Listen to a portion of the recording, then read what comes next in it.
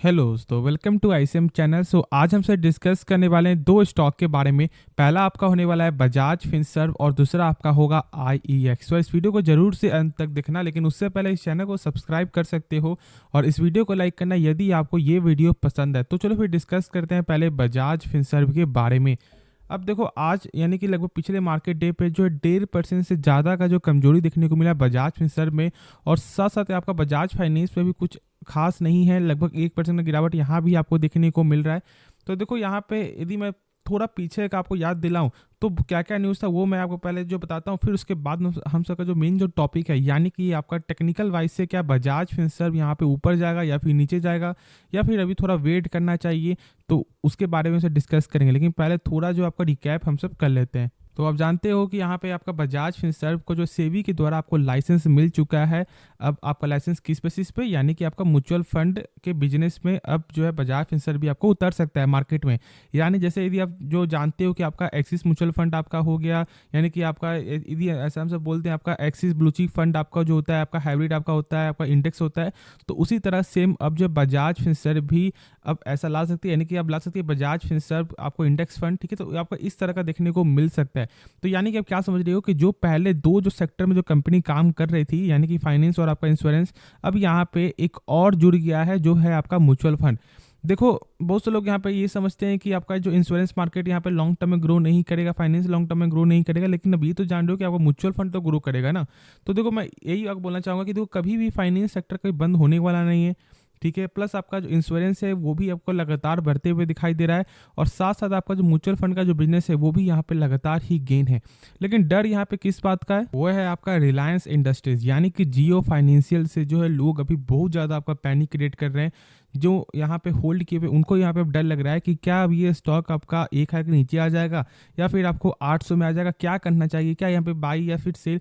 तो उसके बारे में तो डिस्कस करेंगे, लेकिन पहले एक चीज़ अब जानो कि देखो, ऐसा नहीं है कि यदि मार्केट में दो कंपटीटर आ जाए तो एक जो है पूरा बाहर ही निकल जाता है। ठीक है, ये चीज़ मुझे ऐसा लगता नहीं है। लेकिन मैं आपको यही बोलना चाहूँगा कि आपने कंपनी पे जो इन्वेस्ट किया है, ठीक है, ना कि आपने यह देख के कंपनी के आप जो इन्वेस्ट किया है कि या इसका कोई कंपटीशन नहीं है, ये होने देखिए अभी फाइनेंस में बहुत ज़्यादा कंपटीशन है। लेकिन बात जब आपको आता है रिलायंस का, तो लोग ज़्यादा ही यहाँ पे आपको डरना स्टार्ट करते हैं, क्योंकि देखो, यदि आप चेक करोगे तो आपको जो रिलायंस है वो जब आपको जियो में आए, यानी कि जब आपका टेलीकॉम सेक्टर में, तो फिर यहाँ पे फोरू आपका जो परफॉर्मेंस यहाँ पे दिखा रही है कंपनी लगातार, जो यानी कि जो आपका वीआई जो था उससे अब भी यहाँ पे आपको मार्केट से आपको हटा दिया गया। एक तरह से हम सब ऐसा बोल सकते हैं, यानी कि दो ही कंपटीटर है फिलहाल, आपका जियो और भारती एयरटेल। तो यही चीज़ के कारण जो लोग यहाँ पे डर रहे हैं कि नहीं तो ऐसा तो आपका जो है यहाँ पे ना हो जाए कि जब आपका जियो फाइनेंशियल आएगा तो फिर आपका बजाज फाइनेंस का ज़्यादा ही आपको हालत ख़राब हो जाए। तो देखो, कंपनी का जो है मेन फंडामेंटल के वाइज से कंपनी डूबती है या फिर चढ़ती है। जैसे कि मैंने बताया हुआ है कि बजाज फाइनेंस का जो एनपीए है वो शानदार देखने को मिलता है।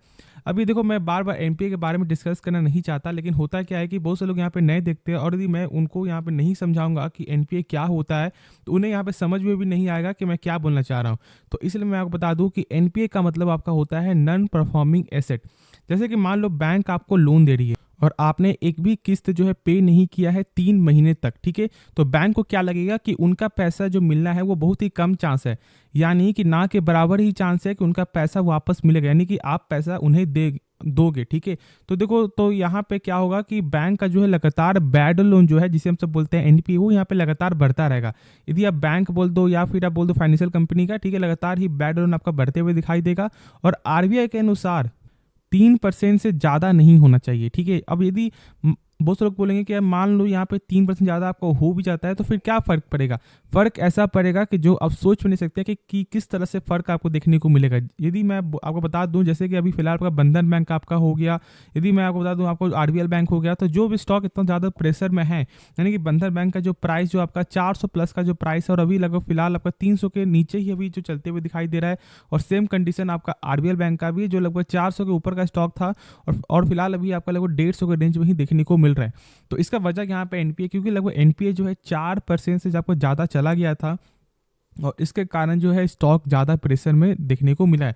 तो एनपीए बहुत ज़्यादा आपका इंपॉर्टेंट फंडामेंटल है। और मैं कि और बता दूं कि यदि आप बैंकिंग स्टॉक को ढूंढ रहे हो ना, यदि आप जो है यहाँ पे पिक करने के लिए सोच रहे हो कि बैंकिंग स्टॉक में से कौन सा स्टॉक आपका, यानी कि उस सेक्टर में कौन सा स्टॉक आपका अच्छा होगा, तो आप जो है कम से कम 2 मिनट टाइम देकर, ठीक है, एनपीए देख लो और देख लो आपका सीएआर। अभी सीएआर क्या होता है? देखो सीएआर का मतलब आपको होता है कैपिटल एडिक्वेसी रेशियो, एक ऐसा रेशियो जो आपको ये बताता है कि क्या उनके पास बैकअप मनी है या नहीं। जैसे कि मान लो एनपीए लगातार बढ़ रहा है, तो जो एनपीए बढ़ रहा है, जो मान लो 3% जो बढ़ रहा है, जो 4% बढ़ रहा है, तो क्या उनका जो 100% में से क्या कम हो रहा है ना, क्या यहाँ पे कम हो रहा है? तो इसलिए आरबीआई के अनुसार कम से कम 9% का बैकअप मनी होना चाहिए, कम से कम 9% का।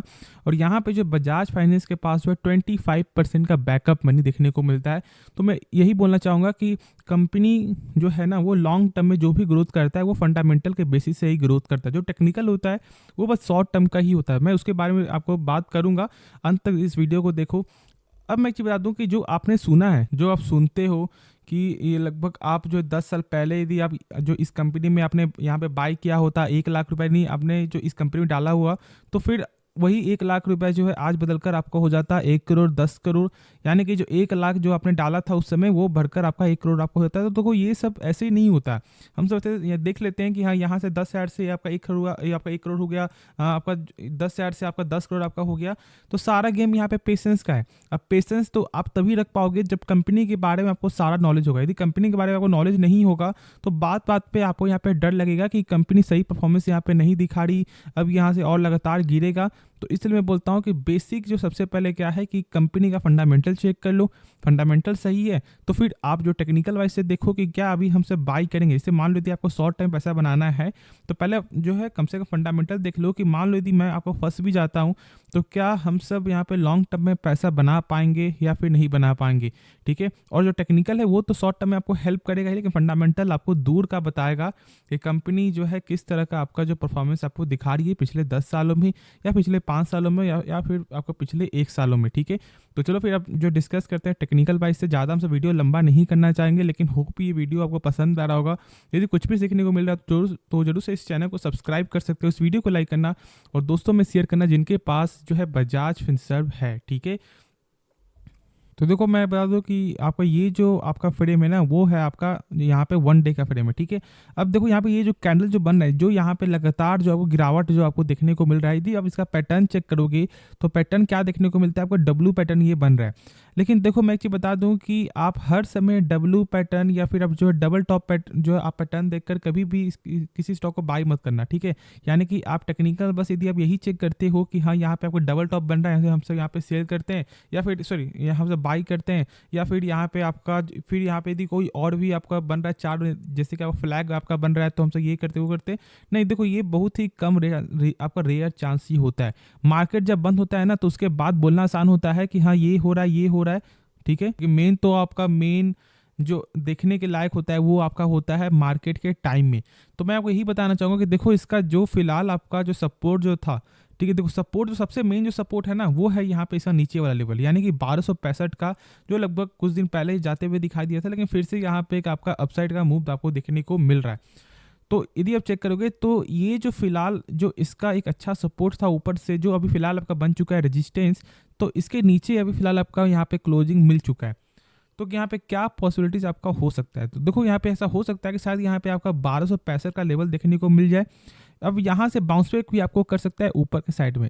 देखो मैं इसलिए बोलना चाहूँगा, देखो यदि इसको गिरना होता ना, यदि इसको गिरना होता तो ज़्यादा यहाँ पे टाइम नहीं लगाता। जो अभी फिलहाल जो इतना ज़्यादा जो यहाँ पे यानी कि बार बार जो इस लाइन पे ही टच आपको होते हुए दिखाई दे रहा है, तो ज़्यादा आपको टाइम नहीं लगाता, ये धराम से नीचे यहाँ पे कब की गिर जाता। लेकिन यहाँ पे हो क्या रहा है कि ये आपको फिलहाल अभी डरा रहा है, ठीक है, और आपको डरना नहीं है। यदि मान लो उल्टा भी हो जाता है, देखो यदि तो कोई यहाँ पे कोई जानता तो है नहीं कि यहाँ पे गिरावट होगा या फिर आपका अपसाइड जाएगा, लेकिन आपको समझना क्या है कि आपका फंडामेंटल देखकर, और मेरा काम आपका फंडामेंटल का, लेकिन मैंने जो टेक्निकल इसलिए बताया क्योंकि बहुत से लोग यहाँ पे आपका फ्यूचर में पैसा लगाते हैं, तो उनको भी यहाँ पे ये जानना जरूरी होता है कि क्या स्टॉक ऊपर जाएगा या फिर नीचे जाएगा। तो देखो अभी आप देख सकते हो कि जो इसका सपोर्ट था वो बन चुका है, अब इसका रेजिस्टेंस, अब ये तो आप जानते हो कि यहाँ पे मैं क्या बोलना चाह रहा हूँ कि सपोर्ट और आपका जो आपका रेजिस्टेंस क्या होता है। तो मैं आपको जो शॉर्ट बता दूँ, जैसे कि मान लो ये नीचे सपोर्ट है, ठीक है, यानी कि नीचे आप मान लो जमीन है, अब कोई जो लाइन है बार बार यहाँ से ऐसे टच करते हुए दिखाई दे रहा है, और ऊपर जो है ना, ये एक तरह से आप मान लो कि एक छत है, ठीक है। तो ये बार बार जो है आपको छत के ऊपर जा रहा है, ठीक है, यानी कि वो बार बार आपका छत के ऊपर टकरा रहा है, लेकिन छत उसे फिर आपको नीचे जो है आपको भेज दे रहा है। लेकिन जब ये छत को ऊपर ब्रेक डाउन करेगा तो ही फिर स्टॉक ऊपर जाएगा। और अभी क्या होते हुए दिखाई दे रहा है कि जो इसका छत था ना, यानी जो इसका नीचे जो जमीन था उससे भी नीचे आपका आ चुका है, यानी कि जो जमीन था वो अब बन चुका है इसका रेजिस्टेंस, यानी कि अब इसका ये जो छत बन चुका है। तो जब तक इस छत को यहाँ पे क्रॉस नहीं करेगा तब तक अभी फिलहाल थोड़ा यहाँ पे डाउन जा सकता है, लेकिन आपको जो है घबराना नहीं है, फॉर द लॉन्ग टर्म के लिए है, तो आप आराम से होल्ड करके चलो। होप आपको जो सही से समझ में आएगा। बाकी जो भी डाउट है आप कमेंट में पूछ सकते हो। तो चलो फिर नेक्स्ट स्टॉक के बारे में डिस्कस करते हैं। तो हम सब बात करते हैं यहाँ पे IEX के बारे में, जो लगभग साइड वेज आपका चलते हुए दिखाई दे रहा था, लेकिन अब फिर से आपका 150 के लेवल ये जो स्टॉक आपको आते हुए दिखाई दे रहा है। तो क्या अभी बाई कर ले? नहीं, जो मैंने कहा था वो अभी मैं आपको यही बोलूँगा कि अभी थोड़ा सा वेट कर लो। जब इसका लेवल आपको 150 के ऊपर जब आपको सस्टेन करेगा उसके बाद इसमें यहाँ पे आप सोच सकते हो, लेकिन अभी थोड़ा सा वेट कर लो, क्योंकि देखो बार बार यहाँ पे क्या हो रहा है कि 150 यहाँ पे जाता है, फिर से यहाँ पे नीचे आपको गिर जाता है। अब देखो मैंने आपको बताया कि कंपनी का जो फंडामेंटल है वो एक बेहतरीन फंडामेंटल है, बस दो शर्त ही है जो यहाँ पे ख़राब है। तो यहाँ पे क्या क्या है आपका? सबसे पहला है आपका यहाँ पे सेल्स में आपका यहाँ पे ईयर ऑन ईयर पे थोड़ा कमी आते हुए आपको दिखाई दे रहा है, जो आप जानते हो कि जिसकी वजह से यहाँ पे प्रेशर बनते हुए दिखाई दिया है। और साथ साथ तो यहाँ पे देख सकते हो कि आपका जो है आपका FIS का भी लगातार ही स्टेक कम होते हुए दिखाई दे रहा है। तो ये दो कारण के लिए फिलहाल स्टॉक प्रेशर में है। लेकिन तो यहाँ पे बायबैक से कोई फायदा क्यों नहीं हो रहा? क्योंकि तो मैंने आपको बताया हुआ है कि यहाँ पे ये ओपन रूट के जरिए, यानी कि यहाँ पे जो है कंपनी कभी भी बाई कर सकती है, ठीक है, यानी कि कोई भी प्राइस हो, जब यहाँ पे आपको सेलर आपको मिल जाएगा तब यहाँ पे वो बाई कर लेगी। लेकिन यदि आपका टेंडर होता तो यदि कंपनी ने फिक्स किया प्राइस मान लो 200, तो वो 200 के प्राइस में ही बाई करेगी, ठीक है। मान लो अब आपका क्या माइंडसेट क्या जाएगा कि जैसे उस दिन आपको यदि सेलर नहीं मिलता है तो फिर तो देखो, यदि सेलर नहीं भी मिलता है तो वो आपके पोर्टफोलियो से 1% 2% जैसे उनका यहाँ पे जरूरत है वो आपसे ले लेगी और आपका पैसा जो रिफंड कर देगी। तो इस तरह से आपका होता है बाईबैक। लेकिन मैं यही बोलूँगा कि ओपन से कोई फायदा नहीं होता है, और इसलिए इसमें भी कोई भी आपको बेनिफिट आपको देखने को नहीं मिलता है। लेकिन देखो बाईबैक से कोई फैसला नहीं है, ठीक है। बाईबैक डिविडेंड ये सब एक टेम्प्रोरी चीज़ है। मेन तो आपका क्या कि कंपनी का फंडामेंटल। मैंने बताया कि इस कंपनी का जो कैश फ्लो है वो यहाँ पे गजब का कैश फ्लो देखने को मिलता है, यानी कि जैसे कि मान लो कंपनी जो भी सामान बेच रही है क्या उसका पैसा रिटर्न आता है या नहीं आता है, तो यहाँ पे पैसा रिटर्न आपको मिलता है, यानी कि जो भी सामान बिक रहा है उसका पैसा भी रिटर्न आपको आ रहा है। तो चेक करने का सिंपल आपका क्या तरीका है, इस नंबर को देखो कितना है 788 करोड़, तो इस नंबर से कम होना चाहिए टोटल प्रॉफिट। तो चलो फिर चेक कर लेते हैं हम सब। तो यहाँ पे आप देख सकते हो कि 303 करोड़ ही आपको देखने को मिलता है, यानी कि कंपनी का जो कैश फ्लो है वो यहाँ पे आपका पॉजिटिव है। तो इसलिए मैं बोलूँगा कि आप अभी आराम से होल्ड करके चलो, लेकिन आपको टेक्निकल वाइज से जब तक 150 के ऊपर आप जो है सस्टेन नहीं करता है तब तक अभी आप वेट कर लो। साथ साथ कंपनी का जो ROC यदि आप चेक करोगे तो वो भी एक शानदार आपका ROC देखने को मिलता है, यानी कि कंपनी यदि मान लो अपने ऊपर 100 रुपये लगा रहा है तो वही 100 रुपये कंपनी का बन जाता है एक साल बाद 162 रुपये, जो एक अच्छा नंबर है, क्योंकि देखो कम से कम 12% आपका होना चाहिए। और यदि उसके हिसाब से चेक करोगे तो लगभग 5 गुना आपको ज़्यादा जो है देखने को मिलता है। तो आपको ये तो समझ में आ रहा है कि कंपनी का जो फंडामेंटल है वो यहाँ पे सही है, बस 2 को छुड़ा कर, और इसलिए हमसे यहाँ पे होल्ड करके चल सकते हैं।